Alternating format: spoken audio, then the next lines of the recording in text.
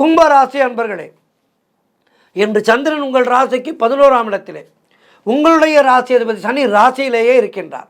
இதனால் என்ன நடக்குங்க? தொழிலிலே நல்ல முன்னேற்றம் ஏற்படும், உழைப்புக்கு ஏற்ற ஊதியம் கிடைக்கும், கடன் பிரச்சனைகள் எல்லாம் தீரும், வேலை தேடிக்கொண்டிருப்பவர்களுக்கு நல்ல வேலை கிடைக்கும். எப்போதுமே கிரகங்கள் நமக்கு சாதகமாக இருக்கும்போது நம்முடைய உழைப்பை அதிகப்படுத்த வேண்டும். இன்றைய நாளிலே உங்களுடைய உழைப்பை அதிகப்படுத்துங்கள். அதிகாலை 5 மணிக்கெல்லாம் எழுந்து விடுங்கள். அதிகாலையிலே எழுந்திருப்பவன் நேரத்துக்காக ஓட வேண்டாம்.